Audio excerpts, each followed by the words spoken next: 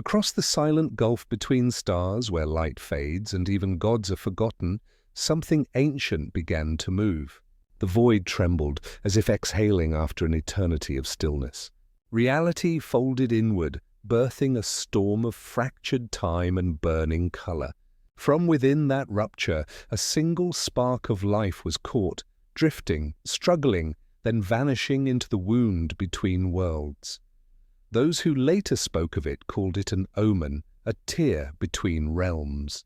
Others whispered that it was no mere storm, but a crossing, a bridge where one universe ended and another began.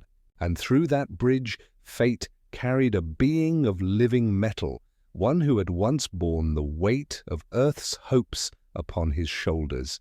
His name was lost to the stars, but the galaxy would come to know him as the Iron Saint. The endless fall came to an end when the storm spat him out into the cold void of another galaxy. A trail of molten fire marked his descent as his body pierced through a world's poisoned atmosphere. The planet beneath was Virelia Prime, a place long abandoned by reason. Once it had been a forge world, proud and living with the hum of industry, but now it stood silent. Its cities turned to skeletal towers, its oceans boiled into rust. Ash fell like snow.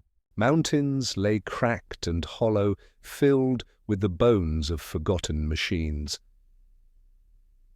From the heavens, a single streak of burning metal tore across the sky, brighter than any comet. The impact shattered the silence of centuries. Dust rose in waves, and the ground split like paper under a titan's hand. When the smoke cleared, a crater stretched for miles across the iron plains. At its heart stood a figure of silver and shadow, wreathed in steam, kneeling within the ruin of his arrival. Colossus rose slowly, his body glowing faintly from the heat of re-entry.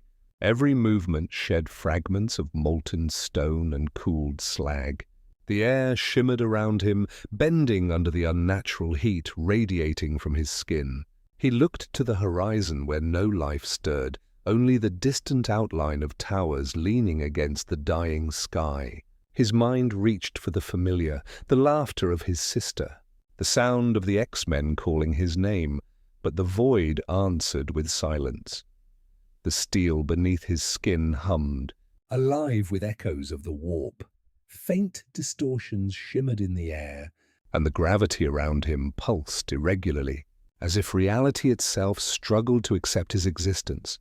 He took his first step upon that cursed soil, and the ground trembled.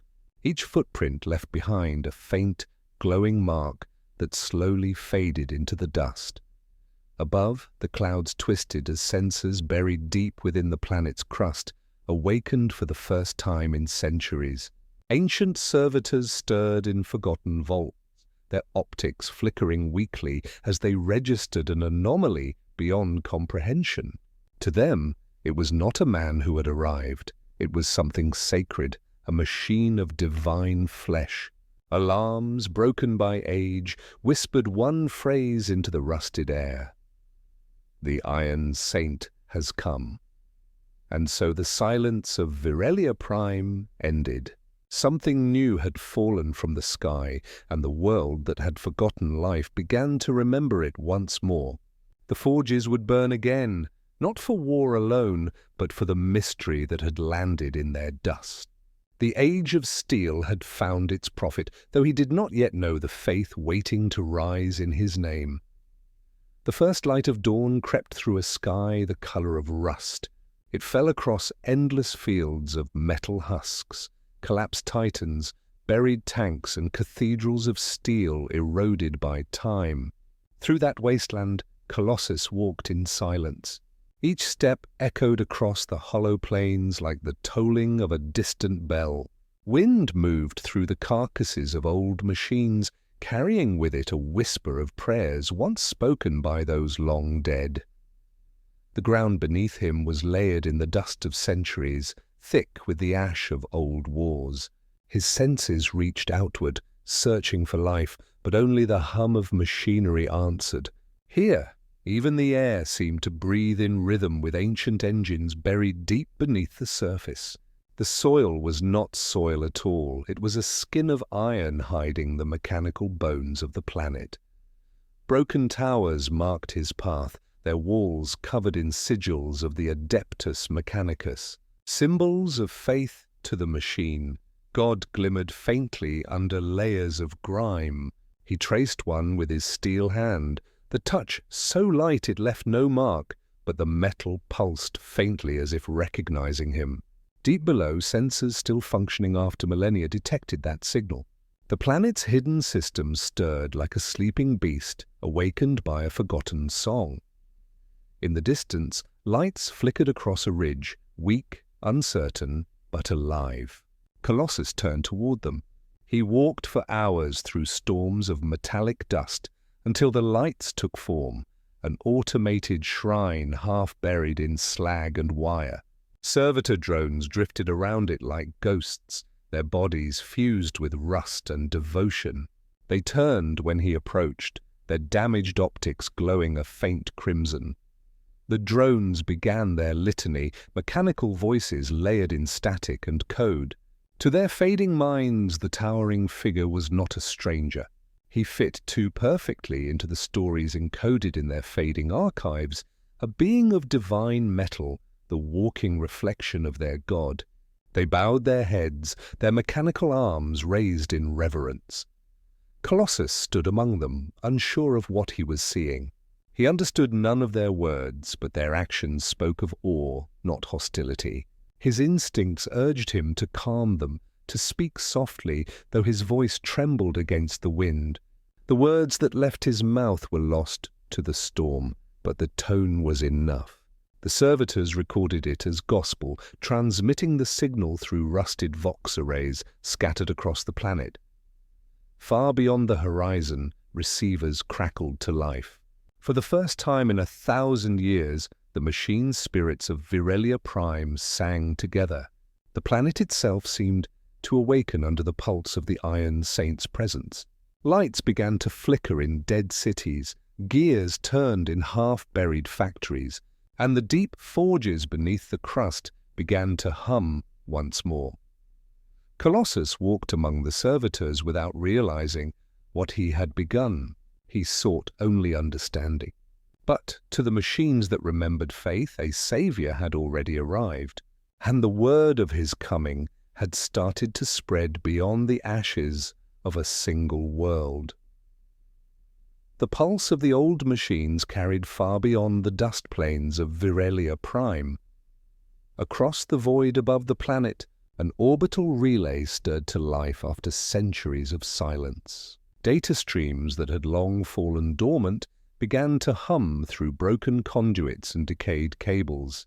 Within its hollow halls, clusters of red-robed figures stood motionless, their minds linked to the endless code. The adepts of the Adeptus Mechanicus heard the message first, a signal pure and uncorrupted, a pattern that matched no known transmission. It was reported that the senior tech priest on duty, Magos Deltor, had ordered immediate verification. Binary prayers were whispered into the machine spirits as ancient receivers locked onto the source. The readings showed movement on the planet's surface, a signature neither organic nor fully mechanical, a humanoid construct radiating energy unlike any reactor output in the archives. The data proclaimed what the adepts dared not speak aloud. The Omnissiah had returned in walking form. Rituals of awakening began throughout the orbital forge. Engines long sealed under sacred oath were reignited, their smoke filling the cold chambers. Incantations of maintenance and devotion echoed through metal corridors. Preparation was made not for war, but for pilgrimage. Servo skulls carried incense across the decks, and relic banners of Mars were unfurled. Every heart within that vessel, half flesh and half machine, trembled with a faith they could not explain. A descent was organized. Drop barges older than most civilizations were armed not with weapons but with reliquaries. Their hulls were etched with prayers and runes of sanctification to shield them from heresy. When the first of them entered the atmosphere, the world below answered. The dormant forges of Virelia stirred again. Molten rivers began to flow through broken channels. Sensors deep beneath the crust pulsed with rhythmic life, recognizing the return of divine presence. On the surface, Colossus stood still as the ash storm thickened around him. He felt vibrations through the iron ground before he saw the sky ignite with descending fire. Barges tore through the clouds, their engines roaring hymns instead of thunder. They landed in a wide circle around him, steam and dust rising like the breath of an awakening god. From their hatches, the tech priests emerged, cloaked in red and crowned with cables. They advanced with slow, reverent steps, chanting in tones that mixed awe with terror. Colossus remained unmoving. He understood that they were not soldiers but believers. The glow of his metal skin reflected in their optics, painting their faces with light they took for holiness. They knelt in the ash, their mechanical limbs hissing softly, and the words of their creed spread through the storm. That the flesh of iron had descended from the void to restore the forges and awaken the faith of man and machine alike. The Iron Mutant said nothing. His silence became their confirmation. And in that moment, the worship of the Iron Saint truly began, a belief that would spread beyond Virelia Prime and draw the attention of gods and monsters alike. The storm had thinned by the time the tech priests reached the base of the crater. Ash and steam still curled in the air, turning sunlight into a dull, red haze. Colossus stood in silence at the center of it all, motionless but for the faint shimmer of heat rising from his metallic skin. Around him, the adepts formed a wide circle, each one recording his presence with trembling hands and whispering fragments of scripture into vox recorders. Their voices carried hymns mixed with mechanical code, praising the machine god and the miracle of living steel. They spoke of prophecy, of a figure who would descend from the stars, neither flesh nor construct, born of matter untouched by decay. Every sensor reading confirmed what they already believed. No organics, no signs of life as they knew it, only power, heat, and the perfect symmetry of divine design. Colossus lifted his gaze toward them, his expression calm yet unreadable. He had seen soldiers, priests, and killers in his time, but never such devotion from being so cold and mechanical. Their faith confused him. Their reverence felt misplaced. He raised a hand slowly, not to command, but to show he meant no harm. The movement alone sent several adepts to their knees, overcome by awe. A low voice among them spoke first, modulated through cracked vox filters. It was a mixture of human breath and machine hum, an ancient sound filled with devotion. The figure at the front bowed deeply and extended a metallic staff tipped with a faintly glowing cog. Colossus understood none of their words, yet their posture spoke of respect, almost fear. He stepped closer, his heavy footsteps sending tremors through the ash. The nearest adept dared to meet his gaze, and though the mutant's eyes burned like liquid silver, there was no cruelty in them. The contrast was enough to silence all doubt. To the Mechanicus, divinity had never been gentle, yet the Iron Saint stood before them without anger. The idea spread among them like wildfire, that mercy itself was a form of purity, a perfection of machine and soul. When Colossus finally spoke, his words were simple and heavy, more instinct than language. His tone carried patience and confusion, the quiet of a man lost but unafraid. To the adepts, his voice was more than sound.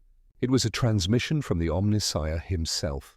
They fell to their knees as their data scrolls recorded the frequency of his words, calling it the first pulse of the Iron Saint. Above them, The sky cracked with distant thunder, as if the planet itself approved.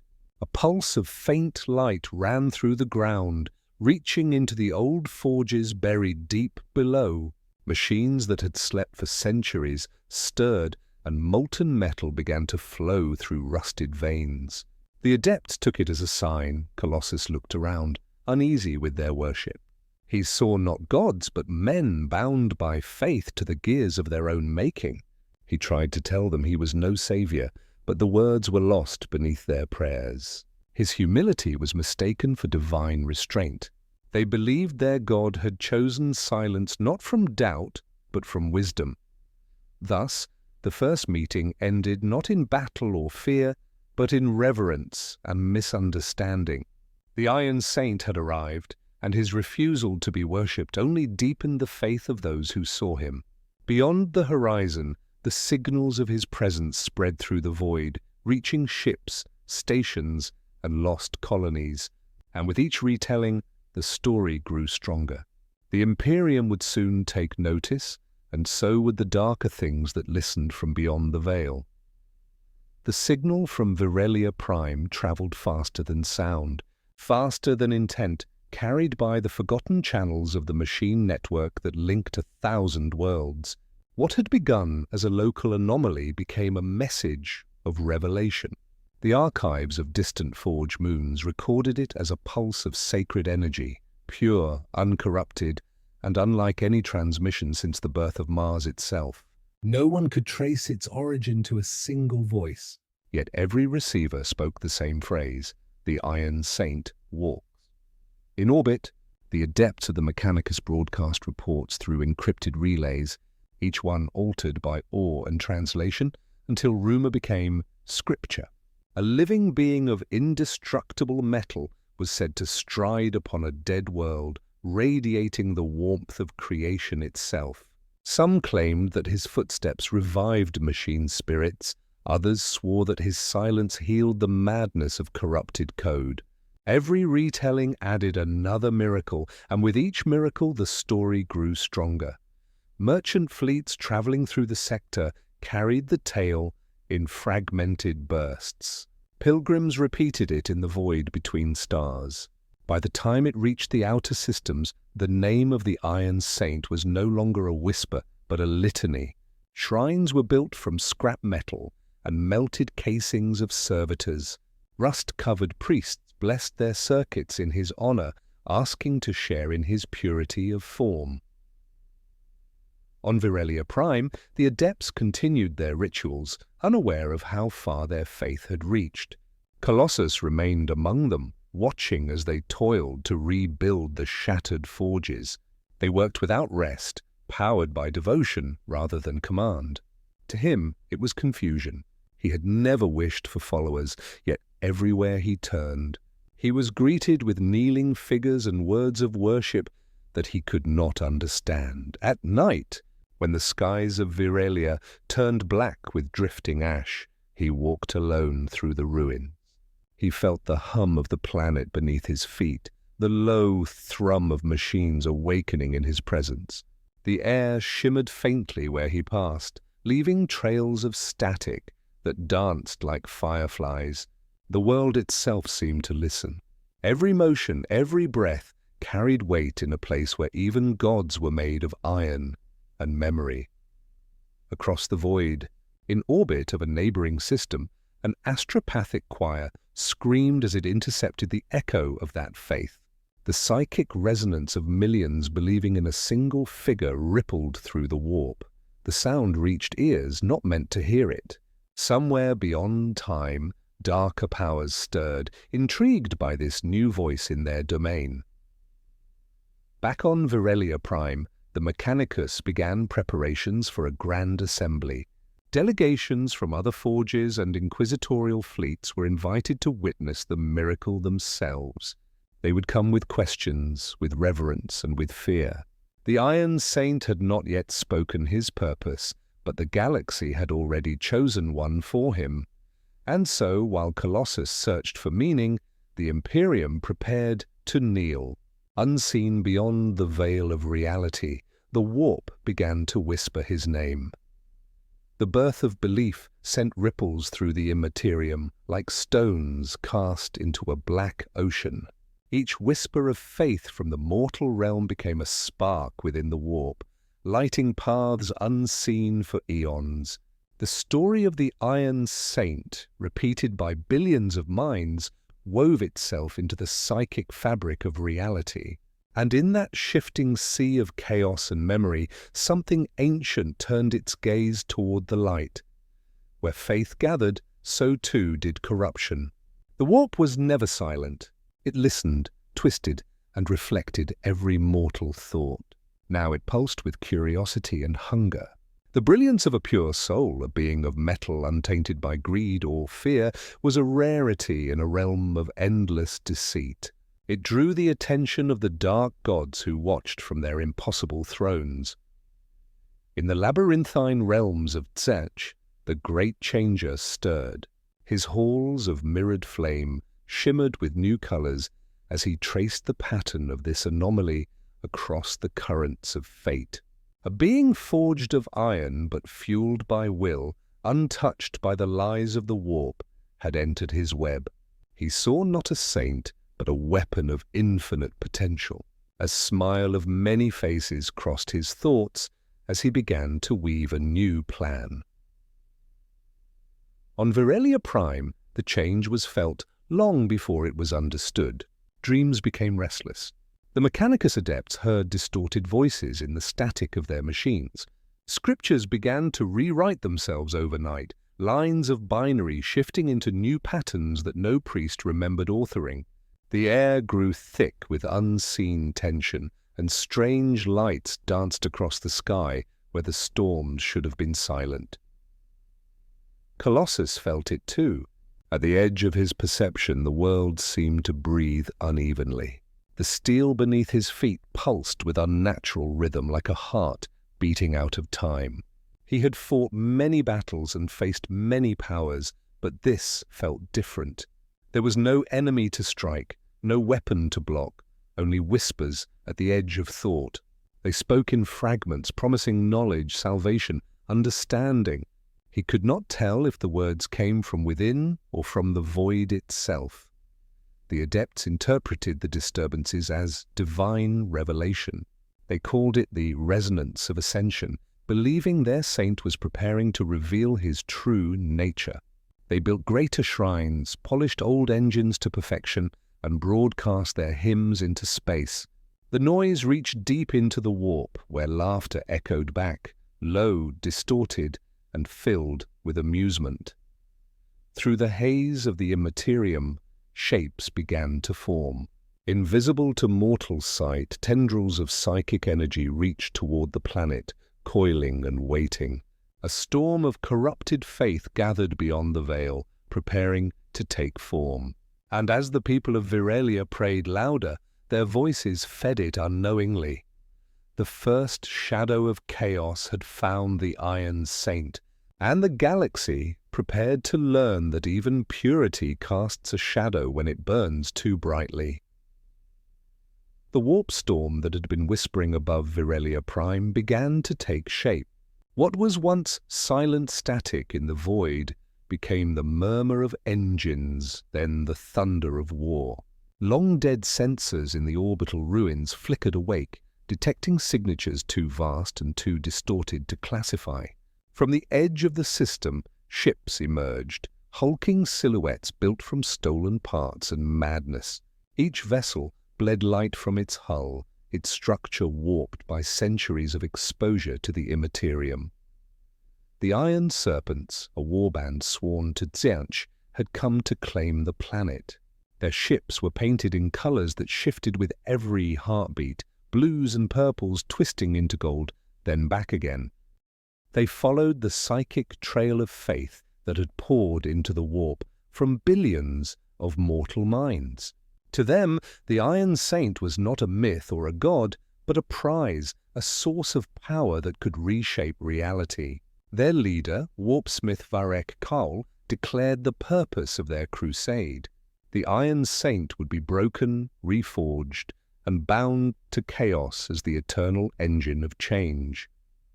The first dropships pierced through the cloud cover like burning spears. The skies of Virelia ignited once more as fire rained from orbit. The Mechanicus below mistook the flashes for signs of divine wrath until the first impacts shattered the forges.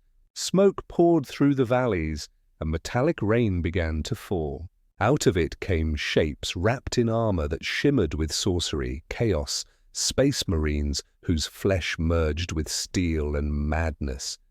The adepts cried out to their saint for deliverance. Colossus stood upon a ridge of molten glass, watching the horizon turn to flame. The enemy descended in numbers that darkened the sky. He did not understand who they were or what they served, only that they came to destroy. His body, scarred by the warp yet steady as the earth, began to glow faintly with inner fire.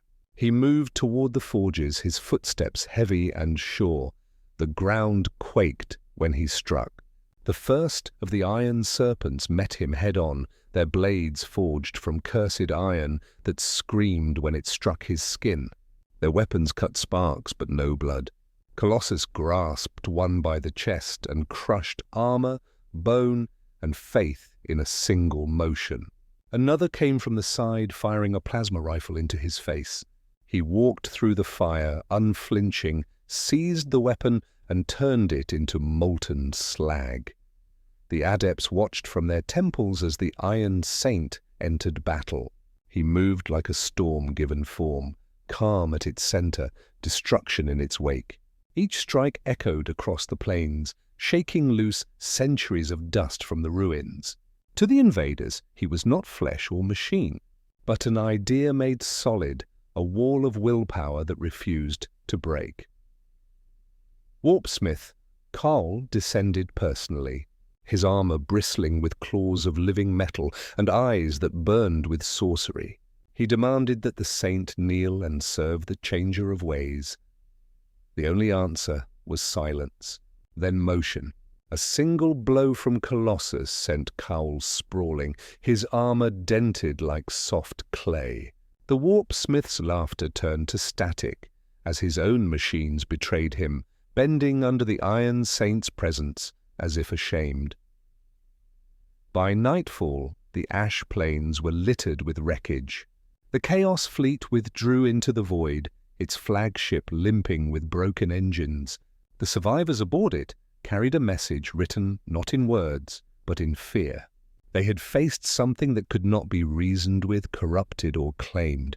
And in the warp, the echo of their terror became a beacon that drew even greater eyes toward Virelia Prime. The Iron Saint had won his first war, but his victory had done what Tzeentch desired most. It had changed everything. Faith had turned to legend, and legend had called to chaos.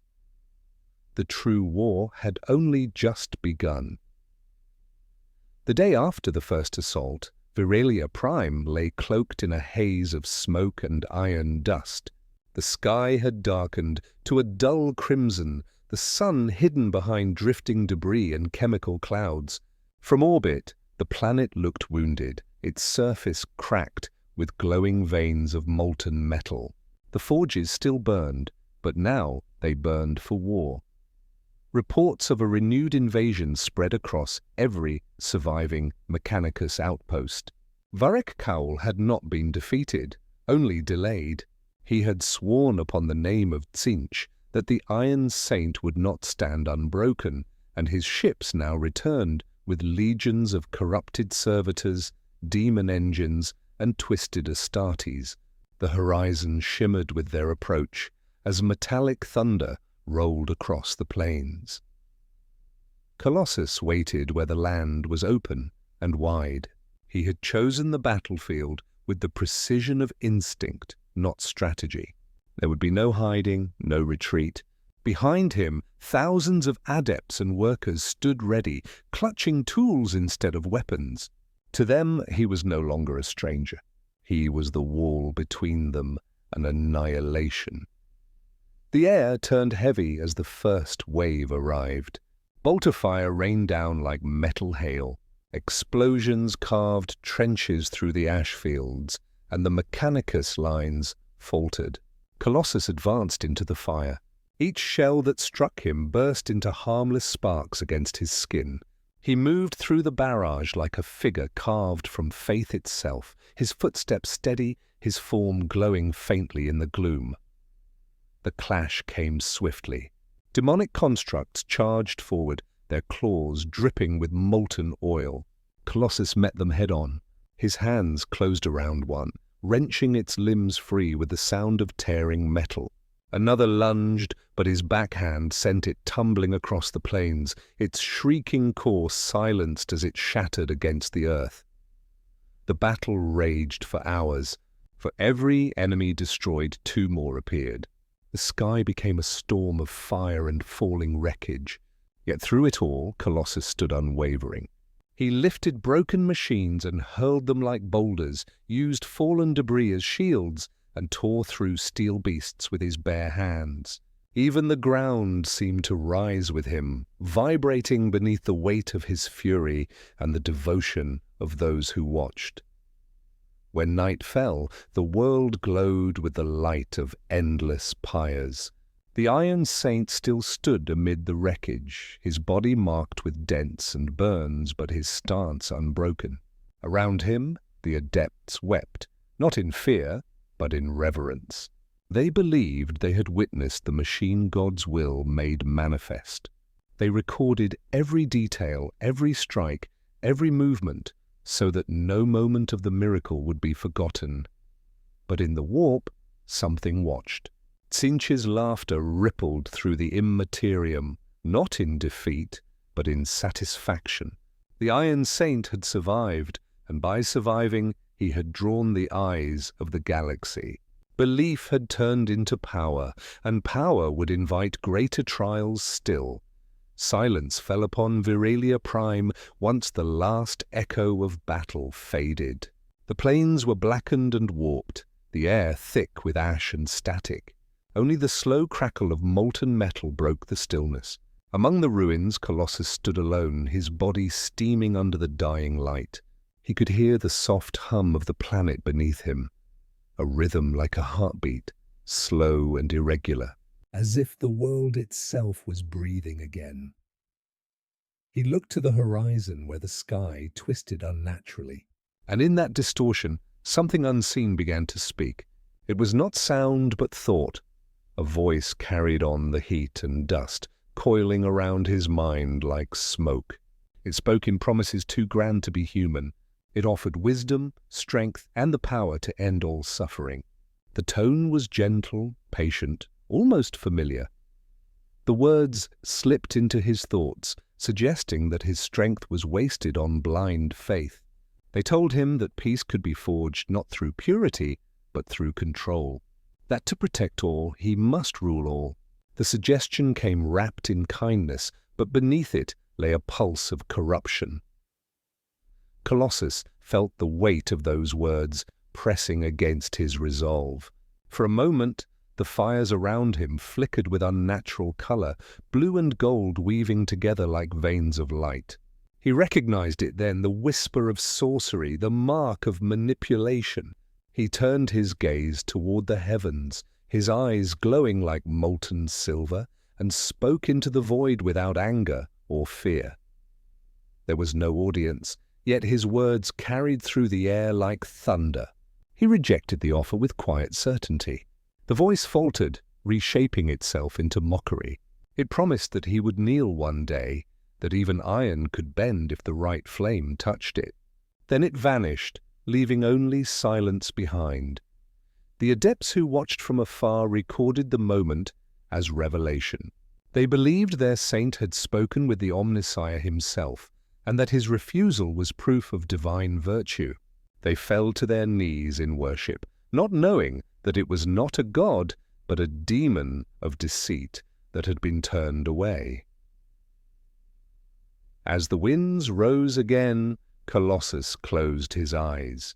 He could still feel the echo of the voice lingering in the depths of his mind, a faint trace of temptation that refused to fade. But his purpose remained clear.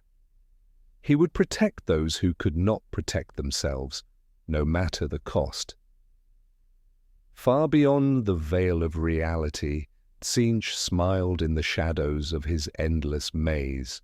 The Iron Saint had resisted, but in doing so, he had revealed his heart. And in the game of gods, knowing a heart was always the first step to breaking it. The message of the Iron Saint, distorted and magnified by the machinery of faith, reached far beyond the storm clouds of Virelia Prime. Across the segmentum solar, astropathic choirs screamed as psychic echoes of devotion tore through their minds. Every word uttered in worship of the Iron Saint became a ripple across the void, carried faster than light through the Immaterium. At first, the Imperium dismissed it as another outbreak of heretical superstition. But then came the reports, coherent, verified, and too numerous to ignore. A living being of pure metal was said to walk the surface of a dead forge world. He did not command armies, yet armies rose in his name. He spoke no sermons, yet whole populations prayed to him. In every transmission there was the same refrain: "The Iron Saint has come. The forges burn again." Within the cold halls of the Inquisition, the words were met not with awe, but with suspicion. Miracles were dangerous things in the 41st millennium. Faith was a weapon that could cut both ways, and the Imperium feared nothing more than a god it did not control. Inquisitor Cael Damaris of the Ordo Xenos was the first to be dispatched. His ship, the Penance of Dawn, crossed the void in silence, its crew sworn to secrecy. Accompanying him were battle servitors, null adepts, and an escort of grey knights, warriors trained to slay gods and demons alike. Their orders were simple: confirm the truth, classify the anomaly, and if necessary, erase it from existence. When their ship entered orbit above Virelia Prime, the sensors filled with static. No demonic taint was detected, yet the readings defied logic. The planet pulsed with energy, as if alive, as if every circuit and gear within its crust sang in unison. Even the machine spirits aboard the Penance grew restless, humming low prayers through the ship's systems. From the viewing deck, Damaris watched the surface shimmer beneath the storm. He saw firelight glinting off vast fields of metal, and a single figure standing amid the ruin, towering, motionless, shining faintly in the dusk. He gave a single command. A landing party was authorized. The Iron Saint would be met face to face. The drop vessel pierced the clouds like a blade. Lightning licked its hull as it descended into the heart of the ash storm. Within, Inquisitor Damaris stood still, his silver armor polished to a cold gleam, the sigil of the Inquisition burning red upon his shoulder. He was a man who had seen gods rise and fall, and he trusted none of them. The craft landed amid the ruins of a half-collapsed forge temple. Dust settled in slow motion, wrapping the landing zone in smoke. From its open hatch stepped the Inquisitor and his retinue, servitors, psychers, and a single grey knight whose armor hummed with quiet hymns of protection. They advanced through the wreckage until they reached the open plain. Colossus stood waiting, the storm curling around him as if unwilling to touch his frame. The glow of molten light beneath the clouds reflected from his skin, giving him the aspect of a statue come to life. He did not raise his fists or speak. He simply watched, calm and unreadable, as the Inquisitor approached. The air was thick with unspoken challenge. Damaris ordered his adepts to scan the figure. Readings returned in disarray. No biological trace, no psychic distortion, no known alloy. Every attempt to categorize him failed. The Grey Knight murmured that the warp was silent around this being, as if unwilling to touch him. The Inquisitor spoke softly, though his tone carried the weight of law.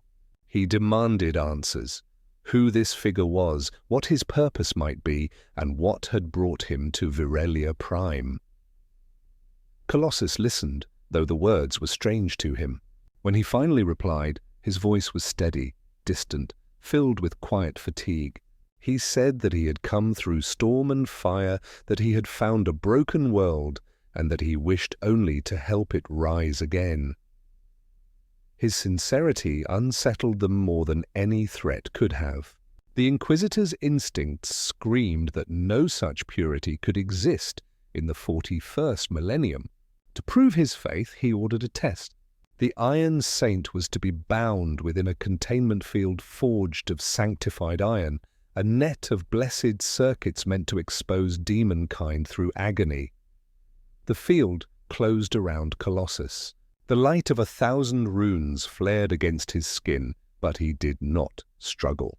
No screams came, no shadows shifted within his form. The readings remained constant, pure, stable, and maddeningly human. Then the unexpected happened. A flicker of movement tore through the temple walls as a chaos assassin, warped and hidden by the warp, descended upon the Inquisitor's retinue. Before a single shot could be fired, Colossus moved. The containment field shattered as he lunged forward, intercepting the attack. His steel arm met the assassin mid-strike, and the creature disintegrated under the weight of his blow. For a long moment, there was silence. Dust drifted through the air. The Inquisitor stared at him, this being of living metal, who had saved him without hesitation. The machine priests fell to their knees, whispering their prayers anew. Damaris lowered his weapon. He recorded his judgment in his log later that night. The subject is neither demon nor machine. He is beyond classification. Not a heretic. Not an angel. Something else. The Inquisition had found no corruption, only faith without ambition. And for the first time in 1,000 years, Inquisitor Chaos Damaris felt the faint ache of hope. The days following the encounter passed in silence. The storms of Virelia had calmed, and the black clouds that once shrouded the sky drifted apart, revealing stars untouched by corruption. The forge fires still burned, their light painting the horizon in hues of amber and blood. Inquisitor Chaos Damaris stood upon a balcony of fractured steel, overlooking the reborn plains, his thoughts burdened by conflict. He had come to Virelia to destroy a heresy. Instead, he had found something his training could not define. The Iron Saint did not preach, did not command, and yet armies gathered in his name. Faith followed him like shadow follows light, and for all the Inquisition's vigilance, not a trace of corruption had been found within him. Within the inquisitorial camp, debate raged. Some among Damaris's circle argued that such purity was the greatest deceit, that the warp could create innocence only to weaponize it. Others whispered that perhaps the Emperor, through his divine will, had sent this being to rekindle faith among the machine and the man alike. Even the ship's grey knight remained uncertain, his psychic senses unable to find falsehood, yet wary of what could not be understood. In the end, Damaris chose silence over destruction. He dismissed the firing codes, ordered the void guns powered down, and summoned the Mechanicus Magi for counsel. They arrived cloaked in incense and static, their eyes glowing faintly beneath veils of metal. Their voices trembled as they spoke of miracles, of machines resurrected, data recovered, and forge engines that now hummed like prayers. To them, the Iron Saint was not a danger, but an answer. That night, Damaris approached the being once more. Colossus stood among the forges, his massive frame illuminated by the flickering glow of molten steel. He was silent, as if carved from the very iron he guarded. The Inquisitor studied him for a long moment, then placed a sigil of the double-headed eagle upon the ground between them. It was an old gesture, recognition without submission. He declared that the Imperium would not condemn him. Instead, he would be honored as a protector of man and machine, a sentinel standing between the warp and those who could not defend themselves. From his cloak, the Inquisitor produced a relic forged of silver and gold, shaped like a burning sun framed in iron. It was the Aquila of Iron, a mark given only to those the Inquisition deemed both sacred and necessary. He offered it not as worship, but as trust. Colossus accepted it with solemn grace. No words passed between them. None were needed. Faith had found understanding not through command or prophecy, but through quiet acceptance. And though Damaris did not kneel, he bowed his head for the first time in many years. The next morning, he recorded his final entry before leaving the planet. The Iron Saint is not ours to command, nor is he to be feared. He stands apart, an echo of what humanity once hoped to be. Then the Penance of Dawn departed Virelia's orbit, leaving behind a world that no longer slept, and a legend that had only begun to rise. Peace, in the galaxy of endless war, was never more than a pause between storms. Weeks after the Inquisitor's departure, the void above Virelia shuddered again. New warp signatures appeared, chaotic, unstable, many and vast. The Iron Serpents had returned, their fleets swollen by demons and scavenged war machines. Varech Kaul, half flesh and half fire, led them himself, his armor now fused with a demon's essence. He had come to claim vengeance, not victory. From the first moment, the sky erupted in light. Orbits burned with plasma trails as ships fell through the atmosphere like dying stars. The ground split beneath the impact of demonic artillery. The air screamed with psychic energy so intense that the air itself bled color. The Mechanicus saw their temples crumble, yet their hearts did not falter. They had seen their god of iron walk among them, and fear no longer lived in their veins. Colossus strode through the heart of the forge city, his body glowing like molten ore. Each step sent vibrations through the metal streets, echoing across the canyons of the planet's industrial ruins.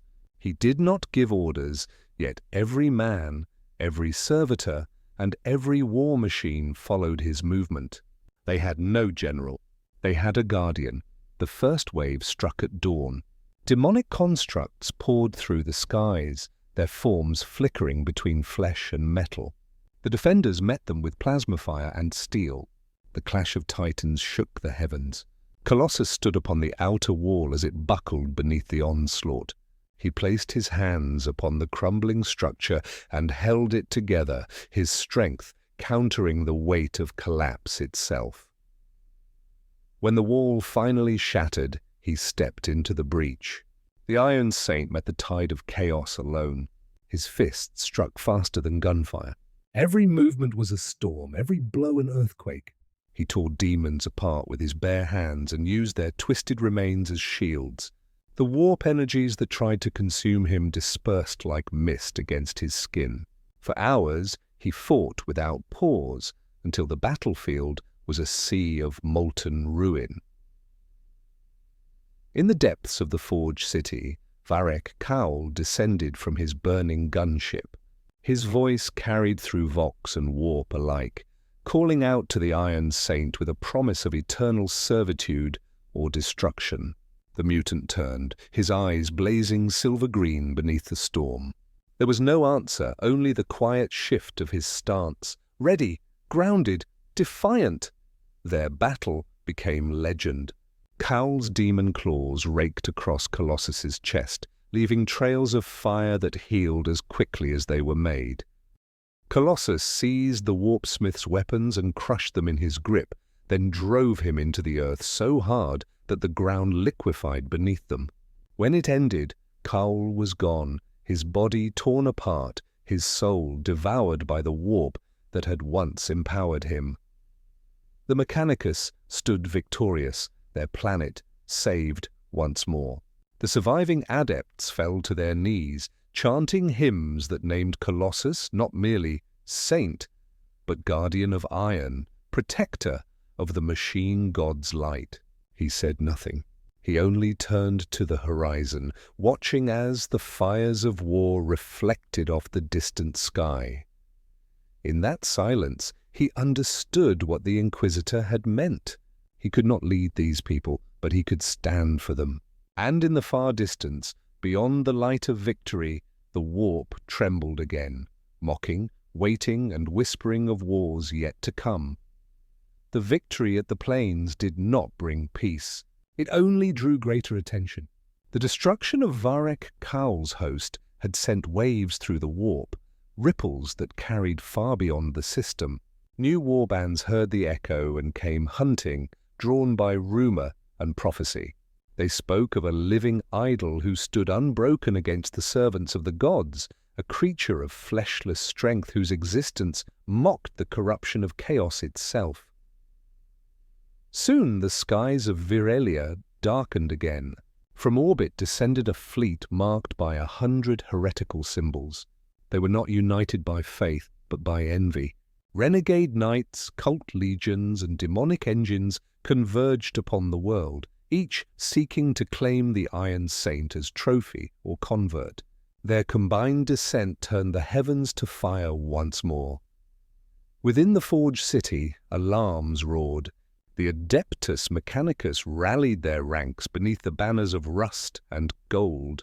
They stood upon the walls with plasma rifles clutched in trembling hands, their binary hymns competing with the thunder of orbital bombardment. At the heart of the city, Colossus walked among them, his footfalls shaking the gantries, his presence steadying the fearful. No command passed his lips. His silence alone was enough to give courage. The siege began with fury. Artillery fire rained from the sky, each impact tearing craters through steel streets. The enemy surged from the smoke, demon-forged armor glinting red in the furnace light. The defenders fought and died by the hundreds.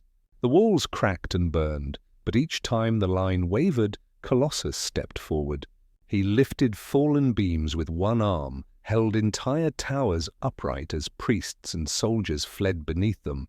When ammunition ran dry, he fought with bare hands, turning invaders to pulp and flame. For 7 days and nights the war raged. The air grew thick with ash, the sky a constant storm of lightning and screams. Colossus stood at the gates of the Forge City, his body covered in dents and scorch marks. Each new wave met him and each one broke. The Adepts recorded the battle as the Vigil of Iron, a moment when a single being became the wall that divided life from annihilation. By the 8th day, the last of the traitor engines fell silent. The plains beyond the city were blackened, and the sky burned with drifting embers. The defenders had held. Virelia Prime still lived, but as the survivors celebrated, Colossus stood apart from them, his gaze fixed upon the molten horizon where the warp shimmered faintly. He could feel its attention still upon him, watching, learning, waiting. He had become not just a guardian, but a challenge to the gods themselves. In the quiet that followed the siege, the Forge City began to rebuild. Ash was swept from the streets and the forges roared once more. But amid the sound of machinery and prayers, a new sickness began to spread. It started with the smallest things, tools corroding overnight, machines jamming for no reason, and air thick with a strange, sweet odor. The Adepts called it decay of metal, but to those who had seen the warp, it was something far worse. From the pits beneath the city came whispers carried on the smoke, slow, patient, and heavy with false comfort. They spoke not of conquest, but of rest. They promised an end to pain, a peace found not in victory, but in surrender. And the weary began to listen. Those who had fought too long, who had seen their families die and their machines crumble, found a cruel mercy in the voice that offered release. At night, the sound reached Colossus as well. The wind carried it to him where he stood above the forges, watching the stars. The words slid through the smoke like oil, telling him that even iron must tire, that all strength must one day rust. They spoke of the god of rot and renewal, the great decay that claimed all things and made them equal. The air grew heavy. The ground beneath his feet began to sweat with moisture, and rust crept across the metal where he stood. The whispers grew louder, forming the low, gurgling tone of a god who had waited since the dawn of disease. Nurgle's voice filled the wind, offering him peace in exchange for surrender. The battle was done, it said. The galaxy was doomed to rot, and even gods of iron would one day kneel. Colossus lowered his head. He looked at his hands, the polished steel now streaked with orange corrosion that crawled like veins. For a moment, the weight of centuries pressed upon him, the futility of endless war, the loneliness of his survival. But in the next breath, the light returned to his eyes. He clenched his fists, and the rust shattered into dust. His voice rose, deep and steady, carried across the dead city like the strike of a bell. He said that peace brought through decay was not peace at all. That life, even when broken, must strive to build rather than dissolve. The echo of his words spread through the forges, and the workers who had begun to falter fell to their knees in shame and gratitude. The whispers retreated, fading back into the warp, like mist burned away by dawn. Nurgle's presence lingered a moment longer, its laughter soft, indulgent, disappointed. The god of rot understood what the others soon would, that this creature was not born for corruption. His strength came not from pride nor rage, but from compassion made unbreakable. The forges of Virelia glowed brighter that night, their flames cleansing the stain of decay from the walls. The Iron Saint had faced temptation and endured, and the dark gods took notice. They would not whisper next time. They would come themselves. The world of Virelia Prime did not sleep again. The fires of its forges, once dim and forgotten, now burned without end. The Adepts of the Mechanicus sang their hymns louder, their faith renewed by the miracles they had witnessed. For every ruin rebuilt, they carved a symbol of the Iron Saint into its surface. A figure of a man, standing unbowed, arms outstretched, holding back the storms. It became the sign of endurance, of creation without corruption. News of the salvation of Virelia spread through the segmentum like a fever dream. Fleets passing through the trade routes heard the transmissions of praise, and soon worlds once lost to despair began to stir again. Broken forge moons reactivated their reactors.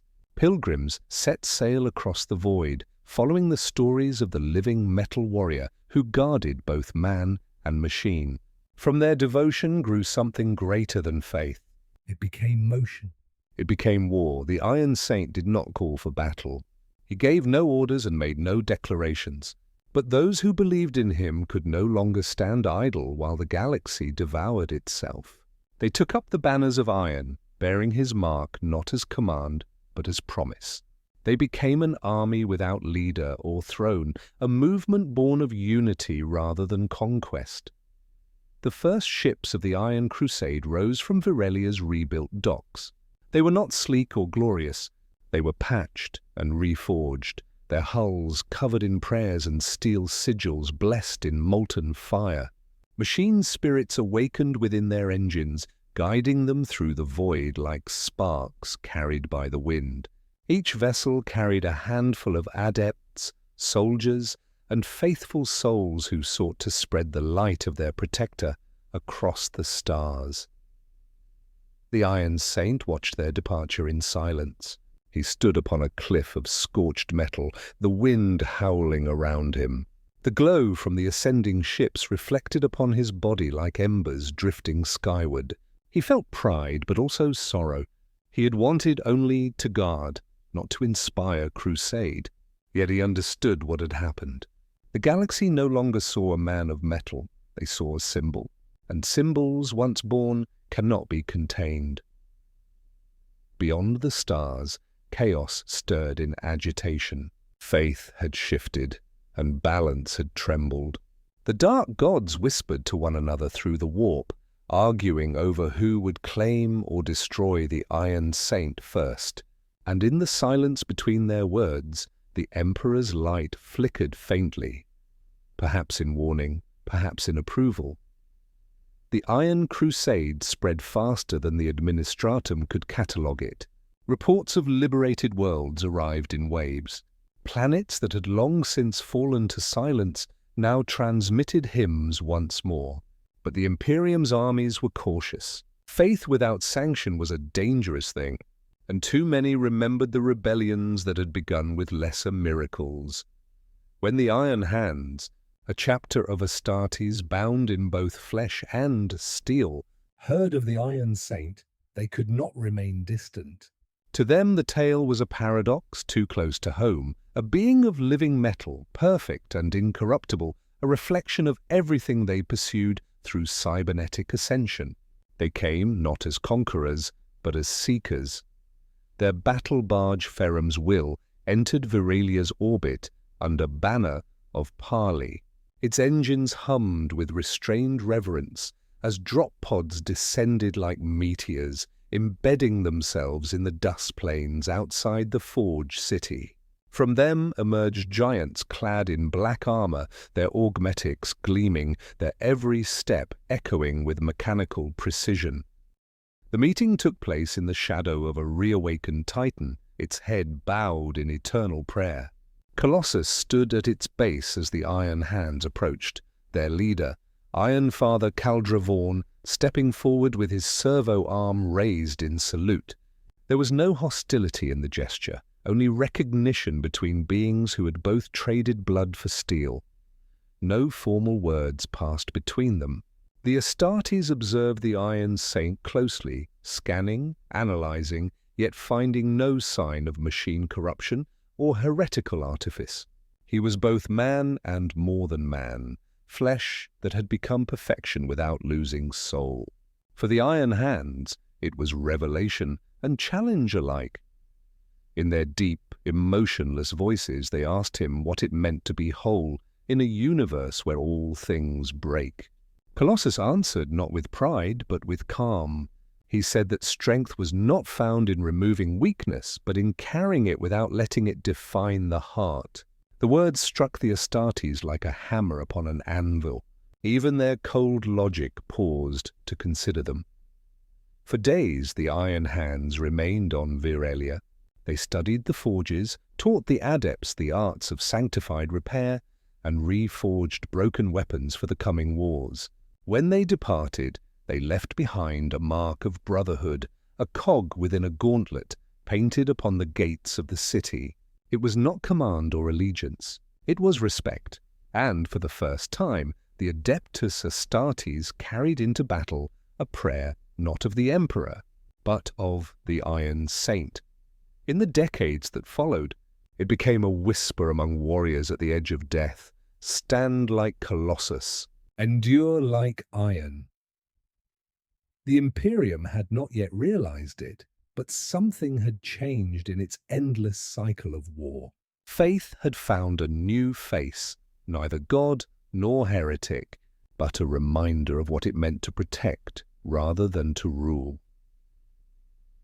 The calm that followed the meeting with the Iron Hands was brief, for nothing in the galaxy remained untouched by the warp for long. From the edge of known space where the laws of reality thinned into chaos, something began to stir. The god of change had not forgotten the Iron Saint.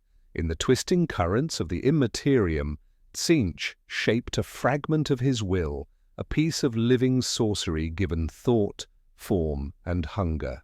The shard of Tzeentch was born, a reflection of all that the Iron Saint stood against. It came as a storm of light and shadow, a ripple of colors that had no name, falling across systems like a spreading sickness. Worlds caught within its path warped and folded, their cities turned inside out, their skies bleeding into oceans of fire. It moved not as fleet nor army, but as an idea given shape, a whisper that rewrote reality wherever it touched. On Virelia Prime, the first sign of its arrival was silence. The forges dimmed. The hum of machinery faltered, as if the planet itself had stopped breathing. Colossus felt it before the Adepts did, a pressure in the air, heavy and cold, a presence both alien and familiar. He turned toward the horizon where the clouds pulsed in unnatural rhythm, and within them he saw himself. The shard descended in the shape of a man of metal, taller, brighter, more terrible. It bore his likeness, but none of his restraint. Its skin burned with the colors of sorcery. Its voice was his, twisted into mockery. It called itself the true reflection, the perfect form of what the Iron Saint could have been if he had accepted the gifts once offered to him. The two figures stood upon the ashen plains, the Adepts watching from afar in silent terror. Reality bent around them, the ground melting into glass beneath their feet. The shard spoke not of conquest, but of inevitability, that all purity decays, that every guardian becomes a tyrant given time. Colossus did not answer. He simply advanced. When they met, the impact was like the birth of a star. Light tore the sky open, sound shattered mountains. The plane erupted into storms of metal and fire. They fought not with weapons, but with essence. Iron against corruption. Order against chaos. Every strike of the shard bent the world into new forms. Every counter from Colossus restored it again. Hours became days. The Adepts prayed without rest, their faith echoing through the battle like distant thunder. In the end, the Iron Saint prevailed not by strength, but by will. He grasped his mirror self by the throat, his voice low, steady, and final. He said that perfection was not found in purity, but in resistance to what would break it. Then he drove the shard into the earth, its light scattering like dust into the wind. When the smoke cleared, Colossus stood over the fading remains of his reflection. He did not destroy it completely. Instead, he forged chains from molten ore and bound it beneath the surface of Virelia, where it would serve as a reminder that even the pure must face themselves. Above the world, the warp screamed. Tzeentch felt the wound of defiance and laughed, for every act of resistance was still an act of change. The game continued. But the Iron Saint had not been defeated. He had simply rewritten his own fate. In the aftermath, Virelia Prime became something more than a world. It became a sanctuary. The forges burned day and night, their flames no longer symbols of production, but of perseverance. Pilgrims arrived from across the Imperium, mechanics, soldiers, and wanderers alike, each seeking the presence of the being who had stood against gods. They came not to worship, but to remember.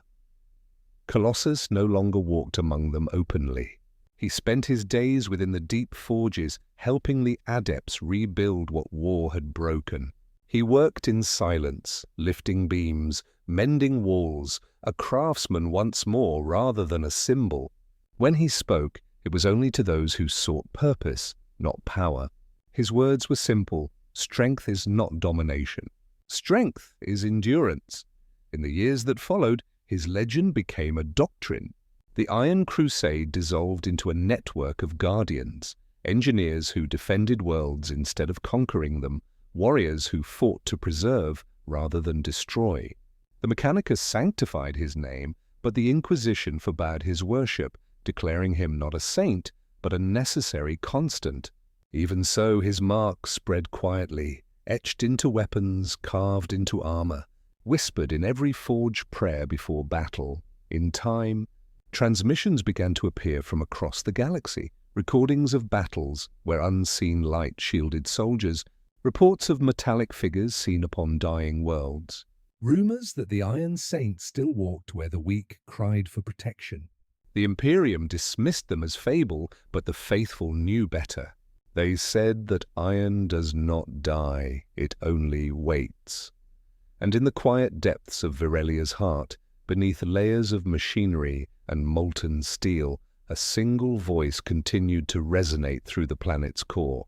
It was not command nor plea, but prayer, a low hum that blended with the sound of turning gears and burning fire. It was said that those who stood near the forges could feel it through their bones, a rhythm like a heartbeat, a voice that spoke without words.